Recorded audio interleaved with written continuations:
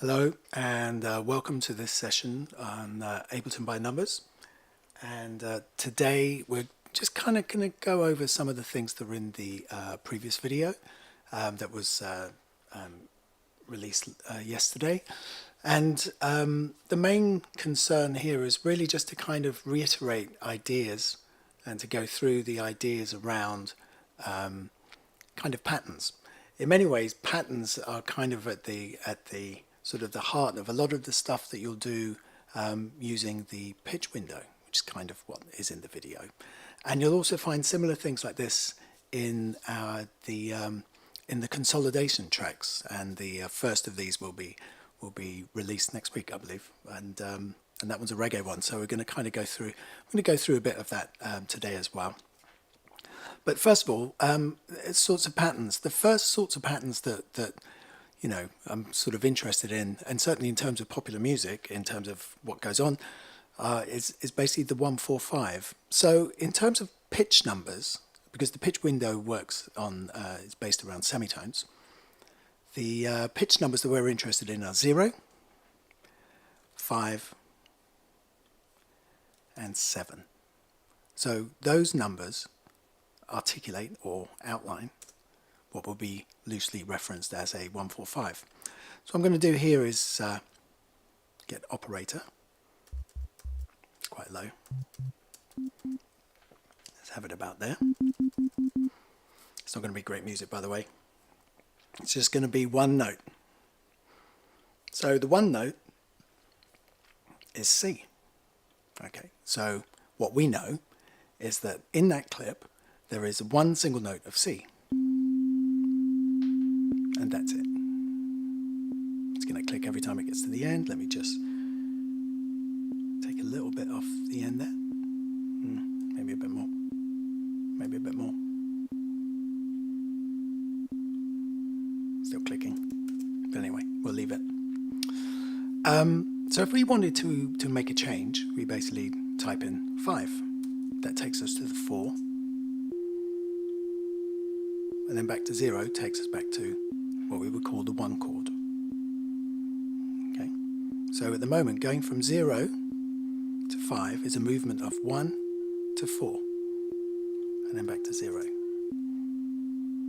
The 5 chord, or the 5th, is 7, back to 0. So the movement from 0 to 7 is what we would call the interval of a 5th. I missed the 0 there because I was talking. Back to 0.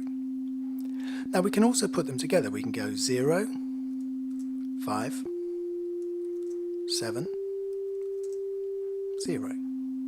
0 again, 5, 7, 0. So one of the first sorts of patterns that we should kind of seek to kind of incorporate into what we do is this idea of a 1-4-5. Now 1-4-5s occur both in a sense of major and minor. So I'm going to use a chord plugin under MIDI effects, chord plugin. So the chord plugin is essentially going to outline, so we've already got the root because that's in on the clip in operator. So we need to add in both a third, so we'll make it a major third, which is 4. This is where we get into this kind of weird territory, right? So I'm talking about a 3, but I'm telling you to put in the 4. And the 5th, with which we put in 7. So what we now hear is a triad. It's a root note triad. So now we can go 0, 5, 7, 0. And 0 again, 5, and 7, 0. Go up to the 5 and 7. Now whilst it might not sound like it in terms of style, those are sort of the chords that would underpin lots of songs, whether that's Bob Marley's Stir It Up or Little Millie's My Boy Lollipop. It could be the Specials, A Message to You, Rudy. You know, there are a whole host of tunes, I mean way more than I can actually catalogue for you, that use those chords as their sort of basis. The thing that is Again, another thing that is a part of the pattern is really what we would call frequency. So frequency is how often the changes take place. So something like My Boy Lollipop, the changes are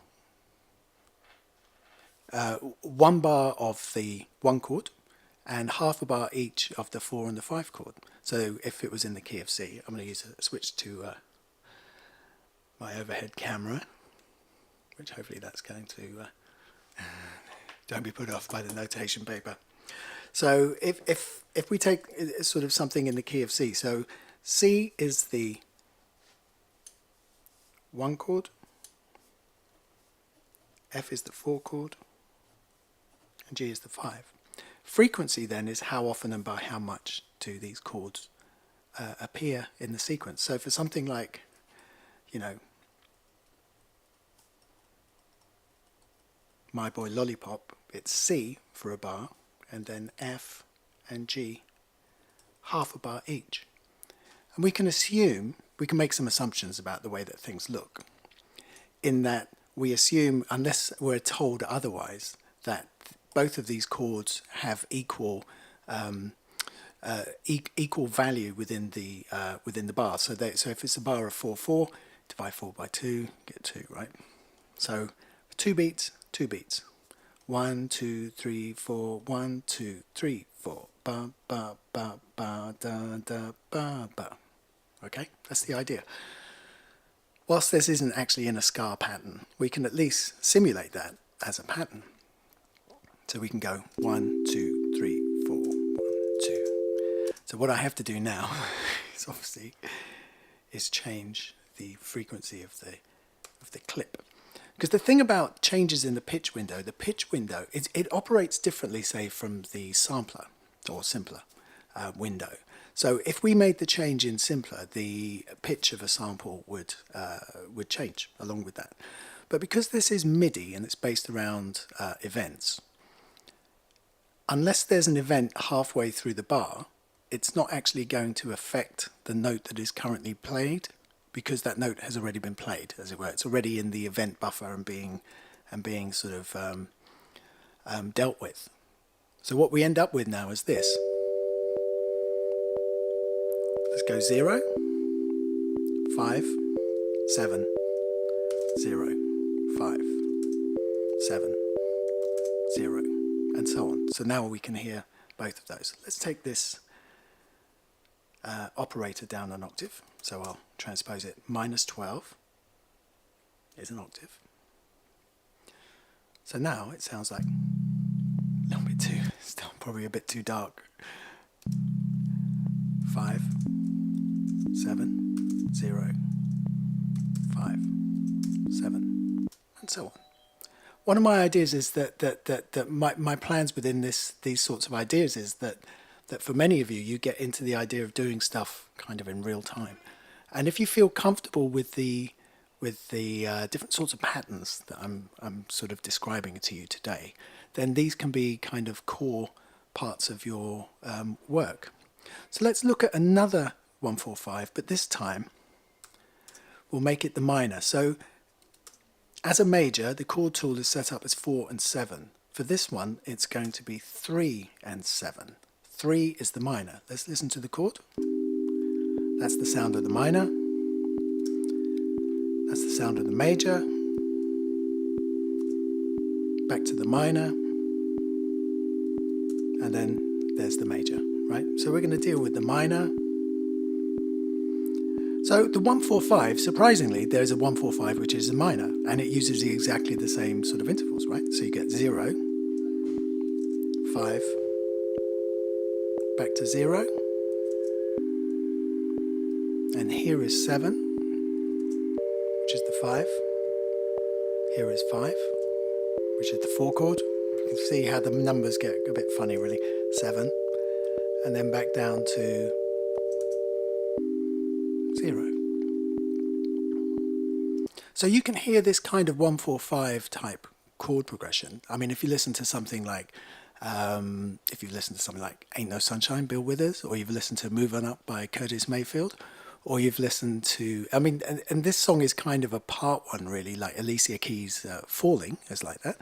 If you listen to Kashmir Cat's Victoria's Veil, that is the 145 in the minor. Other examples of it, you can hear it a lot in reggae. If you listen to something like Black Uhuru and General Penitentiary, you listen to that song that has, 145s in the minor, and you get that sort of, you can make use of those sorts of ideas.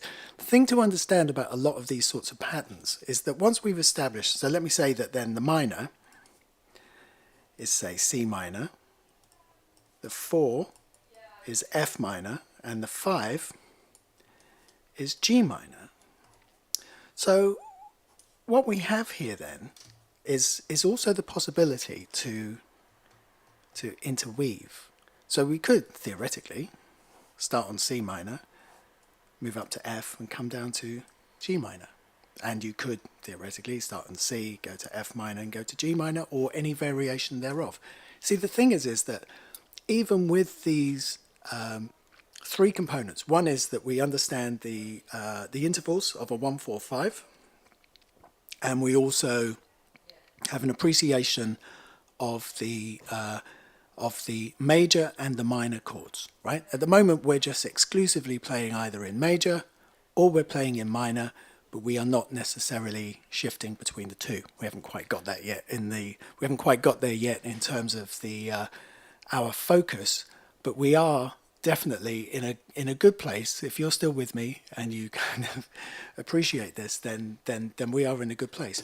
So the things about patterns is essentially being able to take the 145, which are the semitones 0, 5 and 7, in the Ableton pitch plugin window, and then be able to kind of play around with ideas. I mean, I'm just going to give this a little bit more of a feel, not much. It will just be a little bit of just 4s. Let's actually do this as 8th notes.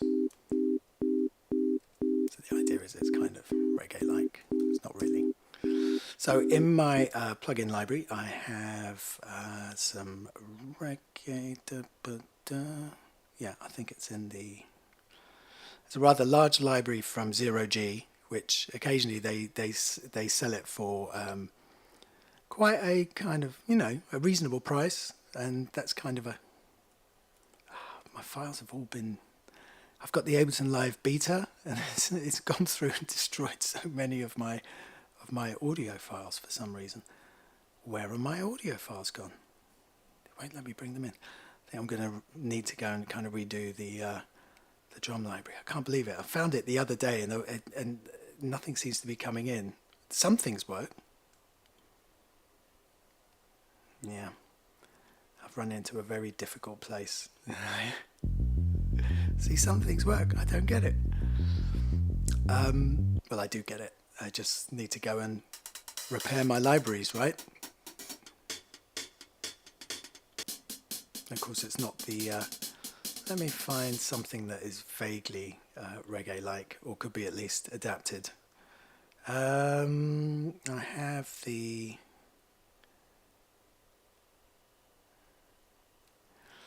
DIB with stuff is not too bad, but it's more breakbeat funk, really. Let's take that swing one.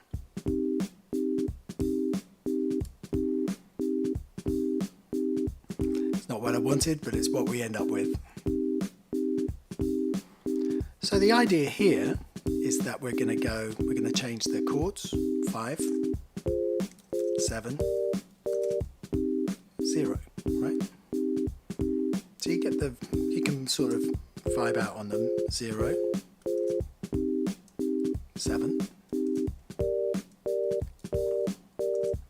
5, 7, 0.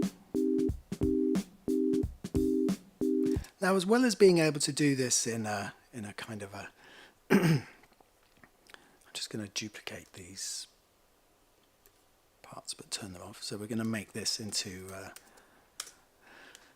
say a reggae type bass line, so we don't really need the chord plugin. And I'm just going to drop operator 2 and use that as a kind of a little bit more of a low end.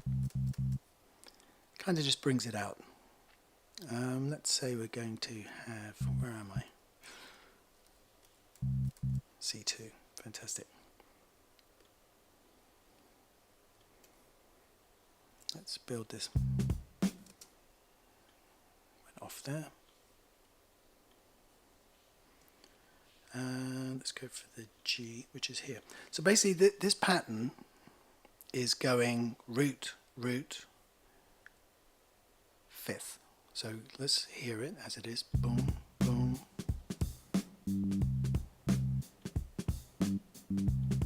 Say it's 2/8 notes. Make it a little bit longer. So kind of a classic sort of dub bass line. Has this kind of. So I'll put the minor third in there just to give it a bit more minor sort of sound.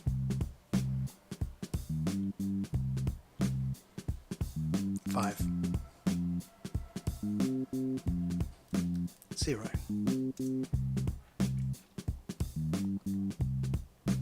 7. 5. 0. Oh, a little bit too early there. But you see you can intersect the pattern. So that's going from 5 to 7, then back to 5, and then to 0. So we can apply this kind of pattern to a wide range of styles, but it also gives you a certain security in that you know that it's a kind of it's a staple of kind of a lot of different kinds of popular music forms, and it doesn't matter whether it's drum and bass or it's reggae or it's house or anything else like that. You will find aspects or elements of this to a greater or lesser degree in all of those styles of music. Or at least most of them. Okay, so there we have that. Now, one of the other patterns that I think is really good to kind of know is the pattern that uses 0, 1, and -2. So 0, 1, -2 into names of things is C. I'll call it D flat, not C sharp, D flat, and then here B flat. So D flat is 1 semitone above C, and B flat is 2 semitones below. So the -2 refers to below. So 0, 1, -2. And again, much like with the 145s, we can run them in lots of different types of frequencies. So at the moment we've got 0. Let's go to -2.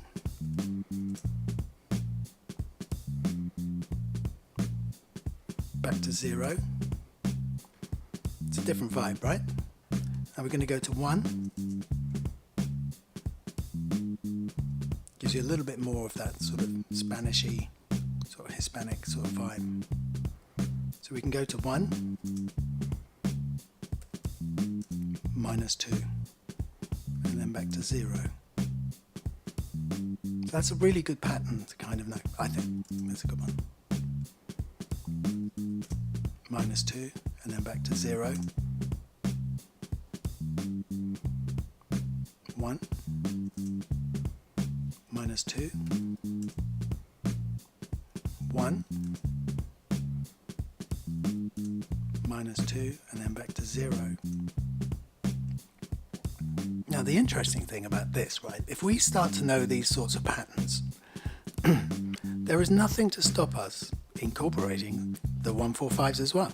So you could have a sequence that goes -2, 5, 1, and then back to 0. -2, 7, 1, gives you a back to 0, 5, 1, -2, back to 0. And of course, you know, there are, whilst there aren't necessarily limitless permutations, you can create a lot of variety by sort of understanding, you know, by patterning, by understanding these sorts of patterns and understanding and also appreciating their presence in a lot of popular music history, that they recur. You know, if this one that is a more sort of, we'll describe as a little bit more kind of Hispanic in its flavour, we will hear in songs like Melamente, like Rosalia, but we'll just as much hear it in, say, Home is Where the Hatred Is, which is a Gil Scott-Heron song. My favourite version is Esther Phillips, Home is Where the Hatred Is. And again, that is kind of a mix of a funky rare groove, and then a lot of the verse patterns are based around this 0, 1, -2. So obviously you can go 0, 1, 0, 1, 0, 1, come back to the -2 and back to the 0 again. So we use the 0 as a place around which the action takes place. It's kind of home. And then everything else is kind of like a satellite around it. One of the other things that you know, you can sort of try when you sort of do this is say, let's say that we don't want to do it in C, and we think, oh, I'd like to do it in a different key. The problem for us is essentially, you know, that's in front of us is like having some kind of security of knowing what it is we're supposed to be doing, right? So one of the things I would recommend is using a second pitch plugin. So let's say that we have our idea, 0, 1, -2. We like that. And then we think, what I'd like to do is transpose it or move it to another key center, right? Let's say we wanted to transpose it up a fifth. What we can do now with the second pitch plugin window is use that to create the offset. So we say we're going to go up 7, because that's a fifth, right? 7 is 7 semitones is the fifth. So if we have that, now this is where you need to sort of stay with me. We essentially add the offset, which is 7, to whatever the patterns are. So if we wanted to transpose up a fifth, we go 7 plus 0 equals 7. We have a 1. So 7 plus 1 equals 8. I'm sorry. But it's good to be like really like thorough, you know. And then of course we have -2. So 7 minus 2 is 5, right? So we sort of find ourselves with a variety of things. So our patterns will go 7, 8, 5. And then, oh, sorry, 0. So, you know, those are the numbers we're looking for. So we can, so let's say that I keep the offset in this second pitch plugin window, and then I continue to do the 0, 1, -2. So let's try that. So here's 0, 1, -2. Now if I take the second pitch plugin off, right? So now that's the new sound. Oh, sorry, I'll turn it back on again. -2, and then back to 0. So now we can take the information that we know by adding the values in the two pitch plugin windows together. So we can go 7, 8, 5, 7, 7, 8, 5, 7. Going back to the original key, 0, 1, -2, and then back to 0. Last time, 0, 1, -2, and then back to 0. Kind of the beauty of this sort of system is that it's very much creates a kind of an intermediary sort of stage to be able to go from, you know, potentially not feeling very confident, or, you know, I really would like to do it, but I don't know how to proceed. We can use the tools in Ableton to actually help us. I mean, using a second pitch plugin will essentially be able to give you the values that you need for an offset to be able to transpose something. And once you've understood what the new values that you need, you can turn off that pitch plugin and essentially transpose things to the new places. The idea is then that you should be able to take this information here. Let's say we take the 0, 1, minus 2, and we can transfer it into this window, into the clip window. So the way that we've been sort of going is doing a 4-bar, so we've been doing a 4-bar loop. I'm going to take fold off as well. So we've got 0, which is bar 1. So that's this sequence here is 0.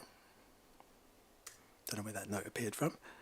This window here, so this bar here is going to be up 1, because it was plus 1.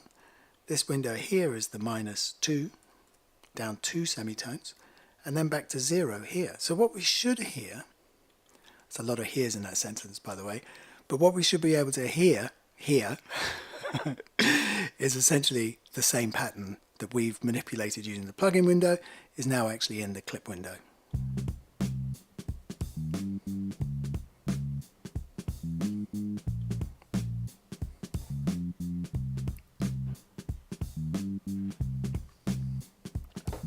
Sorry, just drinking some tea.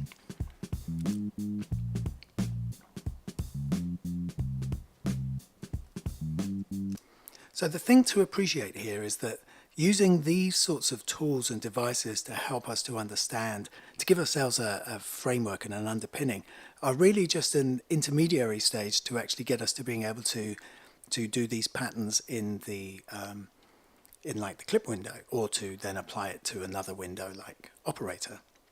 The thing to also kind of appreciate is that, let me see if it will still undo everything for me. Yeah. We can also do it via automation. So that's the other thing, you know, if you think of, like one of the things that I tend to think about quite a lot is that what are the recurring kind of actions that we are always kind of doing within our DAWs. I mean, it doesn't really sort of matter what sorts of styles we're doing or anything else. We find ourselves making use of the same or similar sorts of processes, albeit with different styles of music. So the question then becomes, how do we then simulate this using automation? So here's the pitch plugin, here's the automation. We know that here it goes up 1. For some reason it's got stuck. There we go. I think maybe it's got stuck because I didn't quite have a bar on there. Here it's minus 2. And then here it's back to 0. So we should be able to hear the same thing now.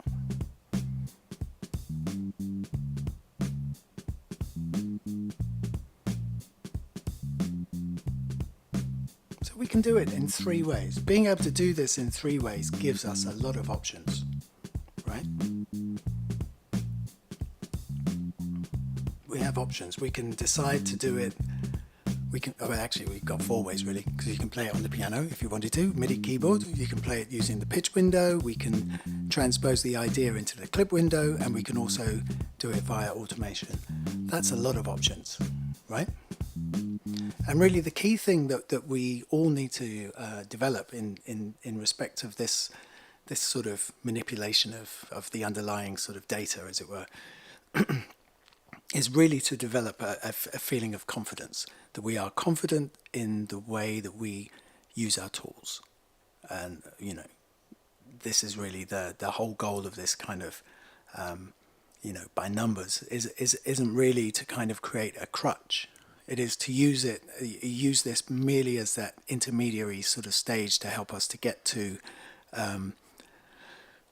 a new place, a place where we feel more confident and we understand what sort of underpins our practice. And that sometimes, like when you're talking about music, that can bring us back to some real fundamentals like 1/4/5s, whether they're major or minor, and regional variations like the 0, 1, minus 2, which we'll refer to as a kind of a Hispanic sort of Spanish type sort of mode. And we can hear that in, it doesn't matter whether we're listening to Melamente by Rosalia or we're listening to Nelly's Hot in Here. They all exhibit this particular sort of movement. And we should be able to hear that. We should be able to hear this kind of sound surfacing in the different styles of music that we all hear and we all sort of follow, and potentially what we all believe in, as it were, that gives us these drivers. Now I'm going to swap out for a particular I'm just going to change the screen, and even though it says live stream starting soon, we are actually still in the live stream. It hasn't ended. I just don't want you to see my messy desktop. I do have a very messy. I really need to change it. So this is one of the pitch consolidation tracks. It just occurred to me that I'm hoping that I'm not opening up Ableton 11.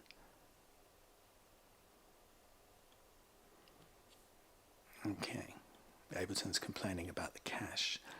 Let me just resolve that stuff to do with the cache. I did some work the other day.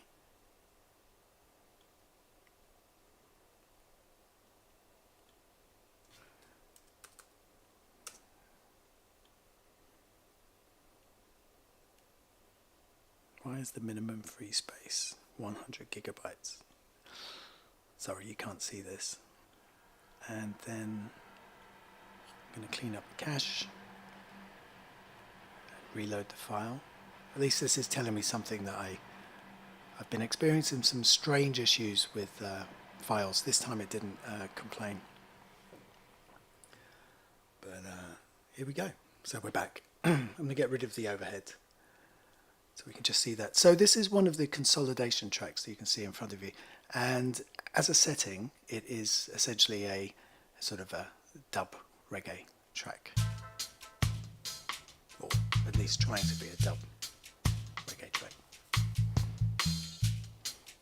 And everything that we need is kind of here in the bass window. We've got the pitch plugin, so that we just practiced in that previous session.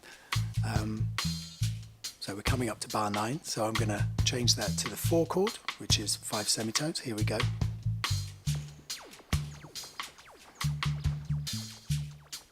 We can stay on the 5 chord for quite a while if we want to.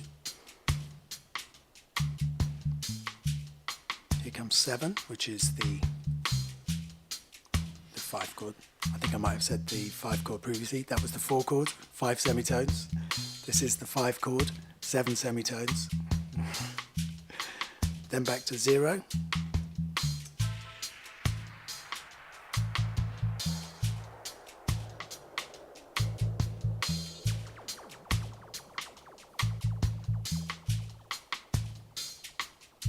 -2.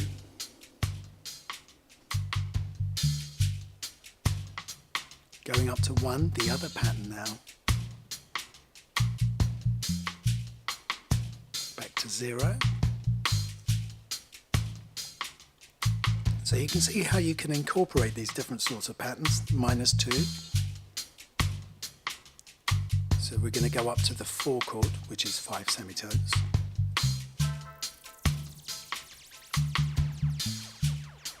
We're going to go down to 1. And then up to 7. And then back to 0.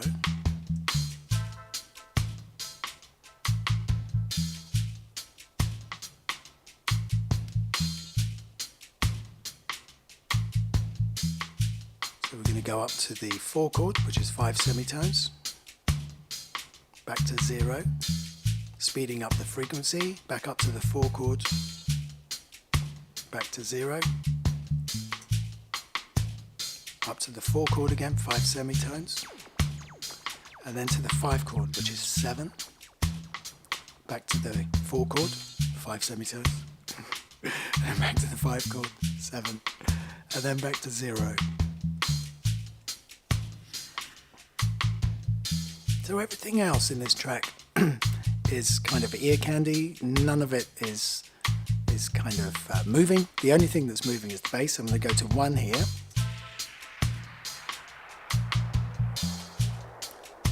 Back to 0.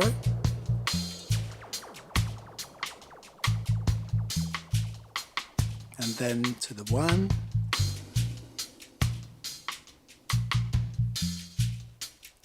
then I'm going to go up to 7, which is the 5 chord.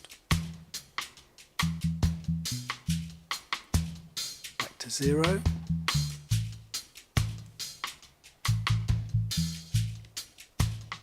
So that's the idea. You know, the patterning is a very important part of how we learn and what we do. You know, but the patterns, in many ways, should reflect the sorts of things that are in kind of common circulation. They can be legacy stuff from the past. They can just as much be stuff from the present. So, you know, when I mean, whilst this is no longer the present, when I talk about, say, something like Cashmere Cat's Victoria's Veil, as sonically, in terms of its harmonies that it's using, to me, when I hear it, it is sort of dissimilar to Curtis Mayfield's Move On Up, right? Because they both make use of the same harmonic vocabulary, which is the minor 1-4-5. Likewise, as I've mentioned before, we could have it as General Penitentiary by Black Uhuru, and it could just as much be that as well. They all make use of this same kind of chordal sort of language, but expressed differently, expressed in the realms of kind of funk or soul, expressed in the realms of contemporary kind of EDM, or expressed in terms of roots reggae. You know, it's all kind of there. And the thing is that this is the sort of stuff that you know, even though, you know, maybe we're all using computers, but we all still need to know this kind of stuff because we can make use of it. My goal essentially is to give you that kind of underpinning, but also the confidence to kind of manipulate the data so that you can do it in real time.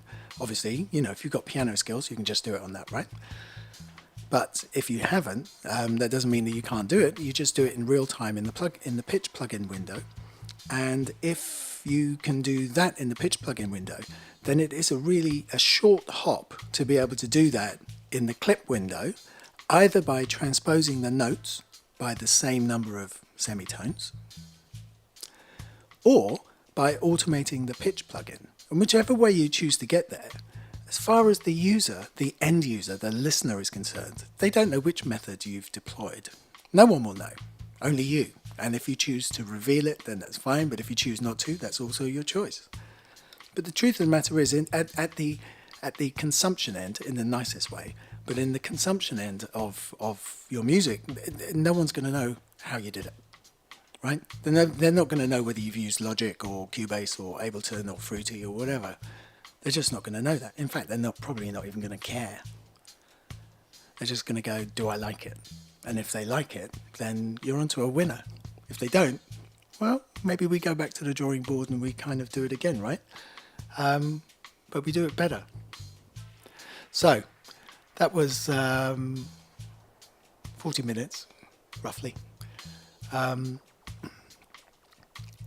If you've watched this in the stream, thank you very much. If you're watching it now that the stream is over, thank you very much. Please remember to like and subscribe.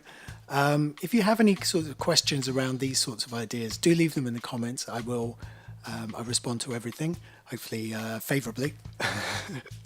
But you can leave comments in there. This reggae project here, what I call a consolidation exercise, will be available to download. Not today, but when it's released, which I believe is next week. I publish stuff on Mondays and Thursdays in terms of videos. I'm planning on doing live streams every Friday, sort of afternoon. I might do some others, I don't know, but at the moment it's just going to be Fridays. So do sort of stay tuned and see you next time.